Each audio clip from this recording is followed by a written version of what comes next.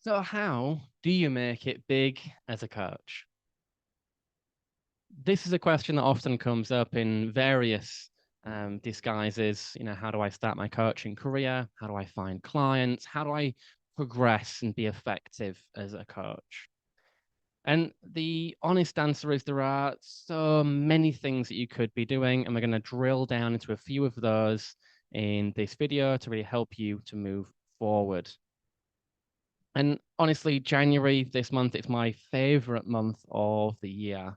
I find that everyone in the world is acting what I'd class as normal, right? People are setting resolutions, becoming healthier. The gyms fill up.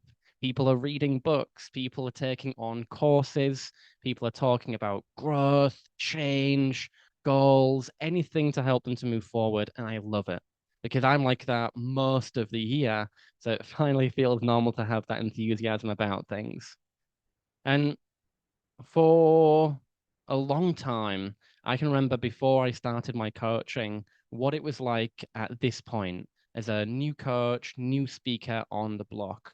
I was very excited, but didn't really have a lot of information around what to do to succeed. I'd just finished a catering career. I'd gone through a bit of an up and down with my own mental health, quite severe depression, anxiety, but I was getting through that now and was looking for ways to help other people.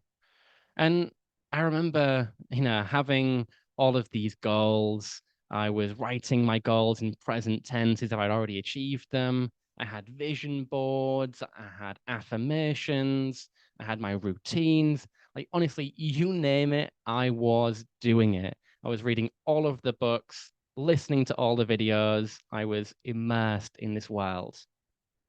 But what was one of those things that allowed me to break through from being just this enthusiastic personal development lover to becoming a full-time coach? And I've since sold over £1 million as a coach and built a business around coaching and development.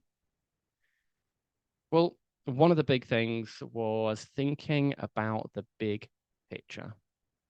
Yeah, so thinking about the big picture, this long-term horizon, not just these short-term wins. Now, in the past, and honestly, still currently, I am constantly jealous of the people that were able to figure their lives out nice and early. They got the right education, they made the right decisions, they found the right partners, and they were really getting themselves set up. So by their early to mid 20s, they're in a really decent career they're happy with, and their life seems to be going fairly smooth. Whereas for me, I was quite an adventurous person. I was looking to travel the world. I was in a different country every 6 months to a year. I was in a different job every 6 months to a year. And, finding these new big goals, big things on the agenda. Now, I really appreciate that. I think it was a really good part of my life and got it out of my system, this hedonistic vision of what I wanted to do.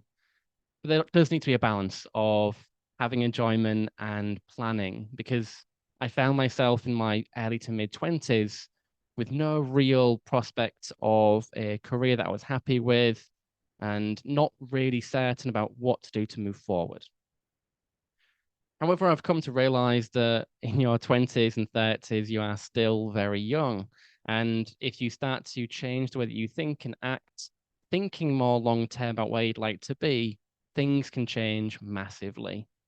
What I see a lot of from coaches and speakers that don't do well is they're so caught up in what they can do today, this week, this month, finding that first gig, finding that first customer, and it really keeps them quite small because they're thinking so short term. They're not putting the plans together for that big future. They're not putting in the big effort and things that are important. So we're going to spend a little bit of time on helping you to think a bit more long term today and what those actions or areas could be that can have a significant impact on your life. I've worked with people that are in their 40s, 50s, 60s, and those people have managed to turn themselves around, get a fulfilling career as speakers and coaches, and do really well. So even if you're in that space, you can definitely turn this around by doing these few things. Number one is your routine. A routine is something that you build up as a thing that you do most days of the week. So typically 5 to 7 days. Obviously, you're allowed days off. Some days doesn't need to be 7 days a week. I think sometimes having overly rigid structure of I must do this every day, when you don't do it one day, it can feel like you've moved away from the path. So be realistic, 5 to 7 days per week. Things that you do in the morning, typically, the first hour or so when you wake up, and also in the evening, maybe you wrap up the day. Some of you are early birds, some of you are night owls. So you might plan that routine at different times of the day, whatever works for you. But a really excellent way to stay grounded is to create a ritual or routine that supports your mind, your body, and your spirit. So things like journaling, fasting in the morning, perhaps intermittent fasting could work, having a gratitude practice. Maybe you want to be reading, maybe you want to be exercising, doing yoga, and finding ways to support yourselves on those levels. Now, as you build up that regularity of the routine, you'd go into autopilot. But if you're reading 30 pages of a book every single day, you'll be reading probably 25 books every single year, and it won't feel like hard work. Whereas a lot of people, I mean, if I was to ask you, how many books do you read last year? It's probably not in that number, maybe just a handful. And it is the idea of having this regularity and consistency that will really create this significant change and help to adopt the mindset of a person that is really changing their circumstance. Number two is your personal development, how you help yourself. So, what are you committed to learning this year? And before you start the excuse of, I can't afford this, I don't have the time, think about in 5 years' time. If you can't take the time today or tomorrow to invest in education, where are you going to be? And you probably won't be in a much better position if you're not changing the information that's going in, right? The knowledge that you've got. And believe me, you can wake up in 5 years very quickly and wonder where the time's gone. Now, you don't need to be spending thousands of pounds on trading courses. I will admit, if you do that on the right courses, it can have a huge impact in the right direction. But you do have almost in this day and age unlimited access to free content. You can even attend university courses through the Open University. You can have YouTube channels and videos just like this one and others for, almost unlimited amounts of time in this day and age. You can watch TED Talks. You can listen to podcasts of world-leading professors, influencers, doctors, and successful business people constantly. Right? There is so much access at your fingertips to information. Books cost these days £3 to £5 on Amazon. Get a Kindle. Even the hard copy of books these days with postage from Amazon can be little as just a few pounds to get a book or even the library, right? So the list goes on, but investing in high quality information to learn and grow and be committed in specific areas in these spaces will help you. If you've got gaps in knowledge with marketing, branding, your self-care, whatever it might be, you can learn. We often are beginners at some point in our life, but you take an education, your apprenticeship, and that's how you improve, right? In 5 years, you'll appreciate that work.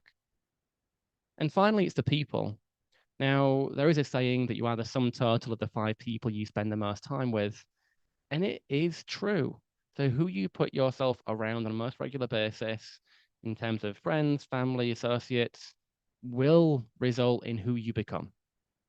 And if you're surrounded by people that go partying on a weekend, they don't love their 9 to 5 job, but they're not committed to changing anything at all, it'll probably, put you in a position where you might be in that place yourself because all those people have that similar sort of mindset, which isn't a growth mindset per se, more of a limiting mindset, a fixed mindset. And upgrading your circle can really help you out. It doesn't mean to get rid of friends and family. I don't mean that in a dark Dexter style way. I just mean like you're spending less time with people that aren't going to be the people that are going to help you to grow and develop. So maybe rather than every night hanging out with the same friends, trying to find a couple of days a week where you then search for new friends, new acquaintances, new contacts. You've got services like meetup.com that have groups in a whole range of areas, whether it is business, entrepreneurship, coaching, mental health, and a ton of different interests and hobbies. We can just meet people with a similar interest. You've got events that are happening all over your city with Eventbrite, and a ton of ways just to get around new communities through Facebook groups and so on.